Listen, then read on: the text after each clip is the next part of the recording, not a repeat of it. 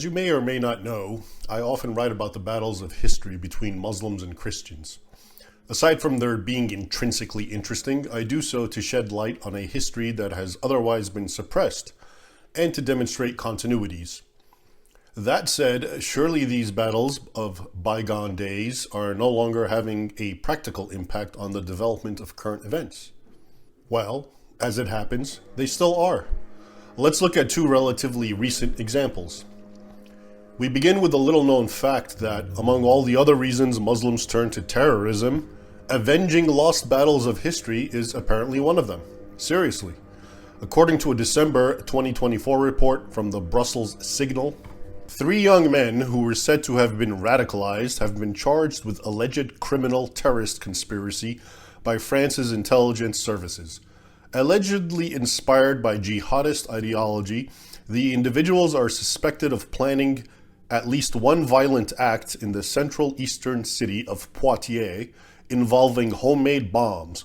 One of the suspects was the son of an imam from the city mosque and a former Muslim chaplain at the prison in the same Breton town. One aged 19, the others 20. The 3 suspects were students in chemistry, psychology, and computer science. According to the investigation by the authorities, the 3 men allegedly wanted to avenge the Arab Berber troops defeated in 732 by Charles Martel at the Battle of Poitiers, also known as the Battle of Tours.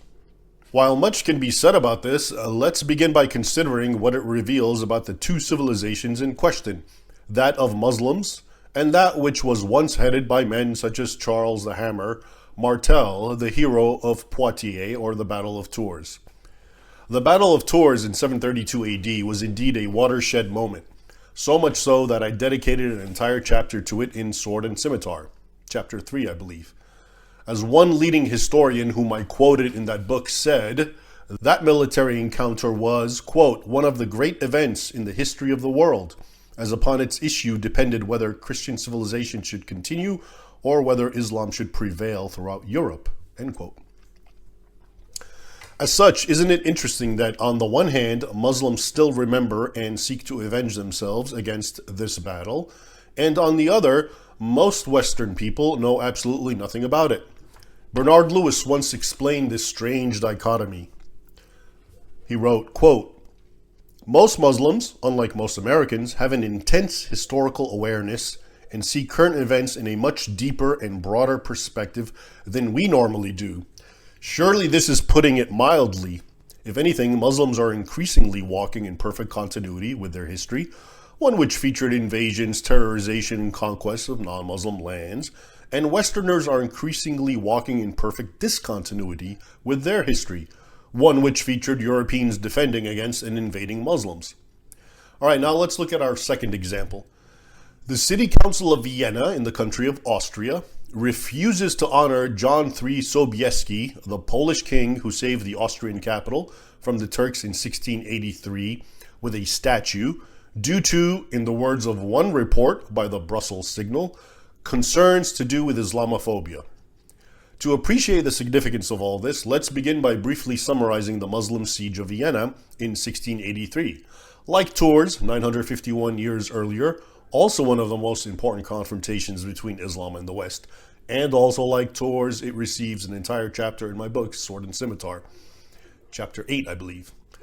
In the summer of 1683, some 200,000 Muslims under Ottoman Turkish leadership invaded Austria, slaughtering over 30,000 Christian captives in the process and laying siege to Vienna.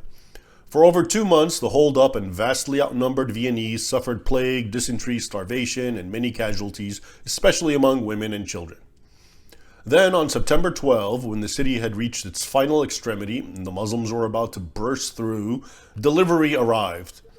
In the words of an anonymous English eyewitness, after a siege of 60 days, accompanied with 1,000 difficulties, sicknesses, wants of provisions, and great effusion of blood, after 1,000,000 of cannon and musket shot, bombs, and all sorts of fireworks, which has changed the face of the fairest and most flourishing city in the world, disfigured and ruined it, heaven favorably heard the prayers and tears of a cast-down and mournful people.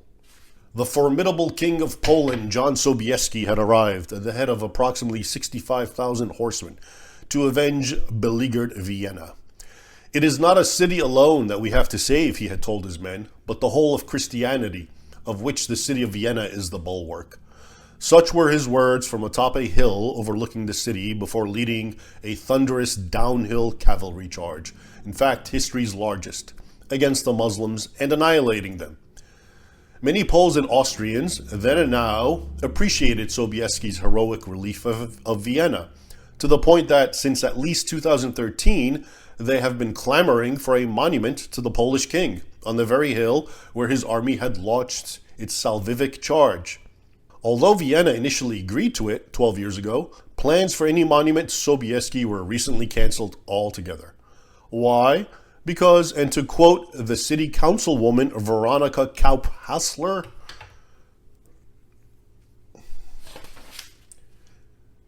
Vienna will not erect a stage which can be abused for xenophobic agitation and for fomenting Islamophobia and anti-Turkic sentiment.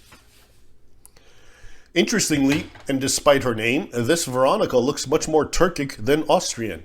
This would make sense because after the Poles saved the Viennese from Islam in 1683, the Viennese went on to welcome Muslims, especially Turks, in the name of tolerance, multiculturalism, diversity, and all that. As a result, Vienna is now a bastion of Islam inside of Europe.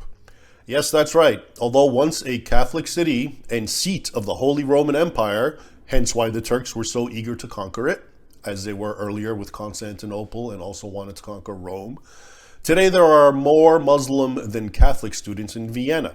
Let that sink in for a while in light of the aforementioned history and sacrifices of Christians. And the mosques that the children and their parents in Vienna attend have repeatedly been exposed for preaching radicalization and hatred. When two young Muslim boys were arrested before launching a terror attack on their school in 2023 in Austria, they confessed that, quote, "We wanted to shoot all the Christians in the class." Why? Because, quote, "Killing Christians takes us to paradise." Crime, as might be expected, is also rampant in Vienna, thanks precisely to this influx of Islam. According to a report titled "Austrians Living in Fear as Violent Migrant Gangs Carry Out Daily Attacks in Vienna," muggings and beatings are becoming commonplace in the historic capital city, with passers-by being attacked on almost a daily basis. The Praterstern area, just outside central Vienna, is now controlled by North Africans and is considered the worst area in the city for crime. Despite police increasing their presence in the area, it has become riddled with crime. On the other side of the city, the area surrounding the West Railway Station has been taken over by Afghans, who have been making headlines for all the wrong reasons. Crimes carried out by migrants in Austria have risen rapidly over the past year as more arrive in the country. Sex attacks carried out by asylum seekers have become a serious problem in Austria, with a 133% increase in migrant sex attacks in just the past year since the migrant crisis erupted. Indeed, as in other European nations, sex crimes, including against young boys, have skyrocketed in Austria. According to one report, quote, "Hardly a day goes by without reports of sex attacks at the hands of migrants." After Afghan migrants tried to rape and assault a blonde woman, police responded by advising her to dye her hair black. Incidentally, all these reports and figures I'm relaying are from 2016 and 2017. Since then, the Muslim population of the city has continued to grow, as has the criminality. Meanwhile, all that the Austrian government has done in the face of this demographic revolution and Muslim aggression is pretend that it's not happening.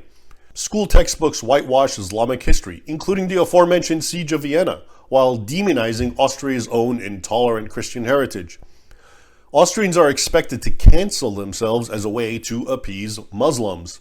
Christmas festivities are curtailed in Vienna and other Muslim-heavy regions, even as Catholic children are forced to learn and recite Islamic verse come Ramadan. In one instance, after picking up her young son from school, one Catholic mother was shocked to hear him loudly and repeatedly proclaiming Allah, Allah, until she learned that for 2 months the entire class had been compelled, on pain of punishment, to memorize and chant Islamic incantations. "It felt like a slap in my face," said the mother in an interview. Little wonder that a monument to Sobieski, the arch-enemy of they who now run Vienna, is not allowed in the Austrian capital he once so famous. he once so famously saved. On the one hand, the masochistic Viennese, at least their elected officials, do not want to offend the descendants of those Turks and Muslims who once terrorized, slaughtered, and enslaved the people of Vienna, and who are themselves currently criminalizing Vienna. On the other hand, they have no problem spitting in the eyes of the descendants of those Christian Poles who gave their lives to save Vienna from Islam. So there it is. These battles, especially the epic ones I chronicle in Sword and Scimitar, are not just dead tales from the past, but still having an impact on and revealing much about the modern world.